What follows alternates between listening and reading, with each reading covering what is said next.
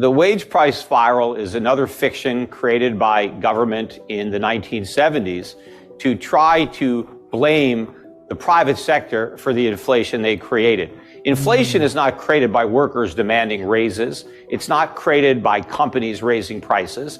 It's created by the government expanding the money supply. That's the literal definition of inflation. It's an expansion of the money supply. It's the money supply that is being inflated. And when you inflate the money supply, prices go up. Wages are just another price. They are the price of labor.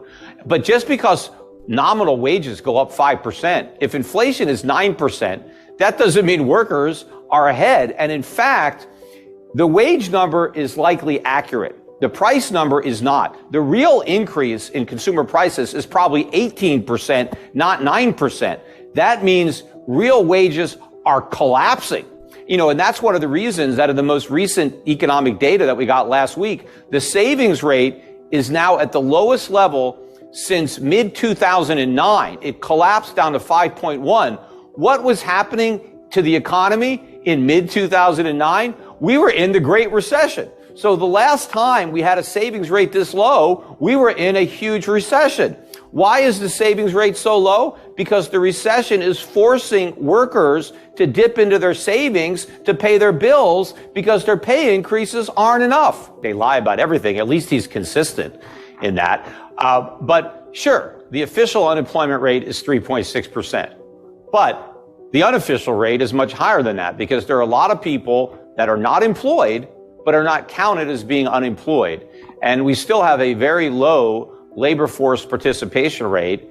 And so I look at that number as kind of being a meaningless lagging indicator. It is about to rise because, Megan, a lot of companies were reluctant to lay people off over the past 6 months. They were hopeful that what they were looking at was a temporary downturn. They were hoping that inflation was transitory, that we would avoid recession, because employers don't want to lay people off. It's expensive. You train people, you invest money in your workers. You don't want to just get rid of them unless you really know you need to. But I think now that the economy is so bad and it's obviously getting worse, I think a lot of these companies that were holding on to their workers, I think they're going to start letting them go. And so you're going to see a big increase in layoffs. We're already seeing that in first-time jobless claims, which are now above 250,000. They actually peaked above 260,000 the prior week. This is the highest since the fall of last year. That's a leading indicator, unlike the unemployment rate, which is a lagging indicator.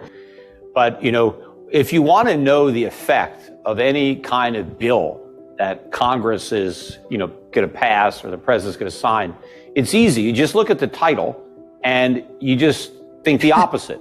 So this bill is titled the Inflation Reduction Act. That means the bill is going to make inflation higher. That's always the case, right? If they have a tax simplification plan, it's going to make the tax system more complicated. It's always the opposite. Inflation will go up. It will not go down. And that's because you do not fight inflation by increasing government spending. You do not fight inflation by raising taxes on businesses. Because when you raise taxes on corporations, businesses, what you end up doing is getting less investment and you reduce supply. So less stuff gets produced and that puts more upward pressure on prices. When the government spends more money, that's more demand. And that's putting more upward pressure on prices. The only legislation that the government could pass that would reduce inflation would be significant cuts in government spending, right? That would reduce or eliminate the budget deficits so that the Fed no longer had to monetize them.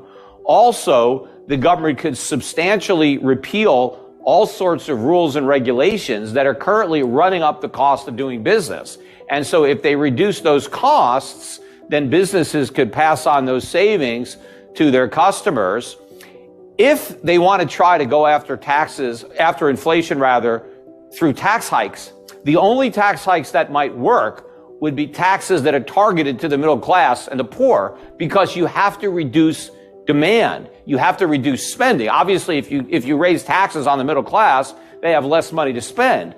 But they're not going to do that. And of course, I don't prefer that. I would rather have government cut spending. But if it's not going to cut spending, the only choice is to raise taxes. If they do neither, then inflation is going to continue and get worse. Everything the government gets involved in becomes more expensive and less affordable. The way to get things to be more affordable is to get the government out of the way. It's a competitive free market that brings prices down and makes things affordable. Whenever the government gets involved, it screws everything up, it runs up the costs, and stuff gets more expensive. There isn't a single example throughout history in this country or any other country where government got involved in an industry and it made that industry more efficient and it lowered prices. Only the free market has a history of doing that. All Democrats is doing, they're taking advantage of the fact that the public is upset about inflation. So they take a bill that is not going to reduce inflation, that will actually make it worse. They name it the Inflation Reduction Act. And now that they have an act with a title that nobody wants to vote against because everybody is in favor of reducing inflation, and then they load it up with a bunch of pork. And that's basically what this is. It's an excuse to enable the Democrats to get all this pork barrel legislation passed by promising the public it's going to lower inflation when it's actually going to make inflation higher. We have a corporate income tax, and if a corporation doesn't have any tax, it's because it doesn't have any taxable income.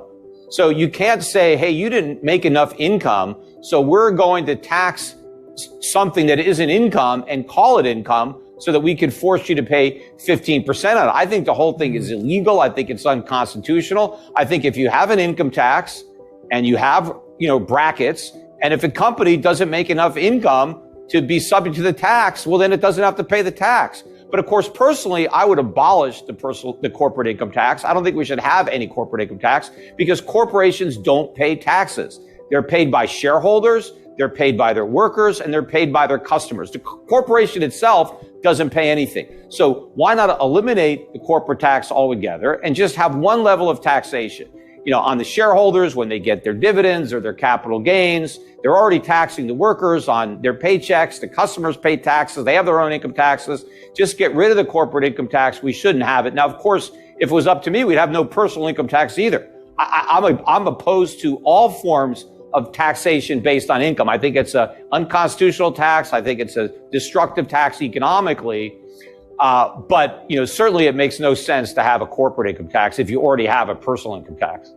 I saw you saying something to the effect of, okay, we're now at the point where you've got the Treasury Secretary suggesting that, recession is just a transitory thing. It's like yet another stage of our recovery. That's what she wants us to believe. Well, they said the same thing about inflation, right? They like that word transitory. Inflation was transitory. The recession is transitory. It's not even a recession.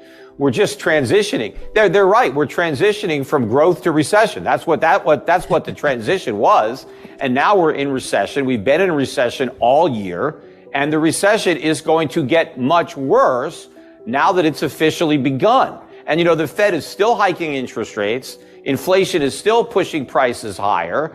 So there's no reason for the economy to strengthen. All of the forces that have been pushing the economy down are accelerating and are going to bear even harder on the weakening economy.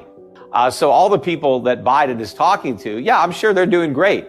But he's not talking to real people who are struggling with collapsing real wages, with depleted savings, watching their grocery bills, their gas bills, their rent, their mortgage payments, their insurance costs. Everything is going up. And again, people are struggling, having to take second and third jobs. You have a lot of people who are no longer retired because they can't afford retirement anymore. So now they're being forced to take these low-paying jobs.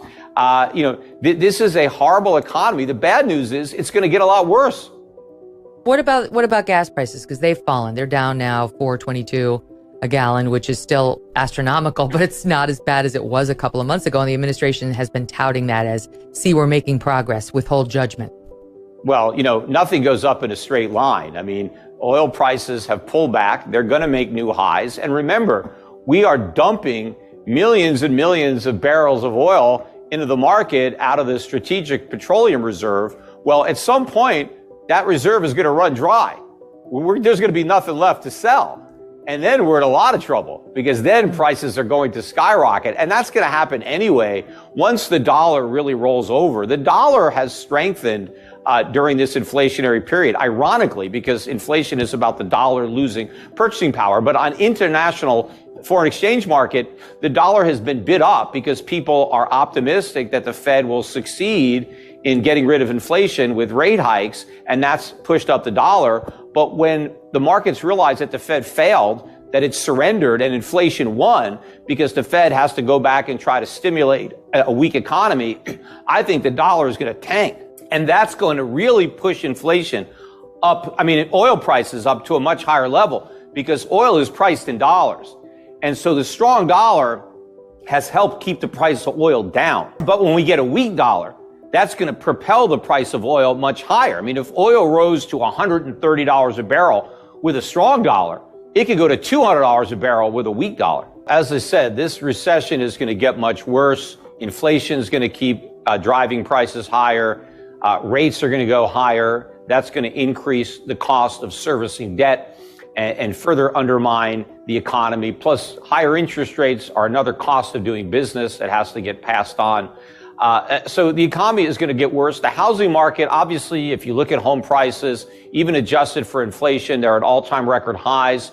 They're higher than they were at the peak of the bubble back in 2006.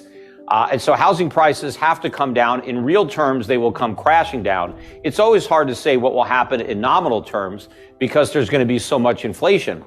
But I think that as the recession gets worse, inflation's not going to go away.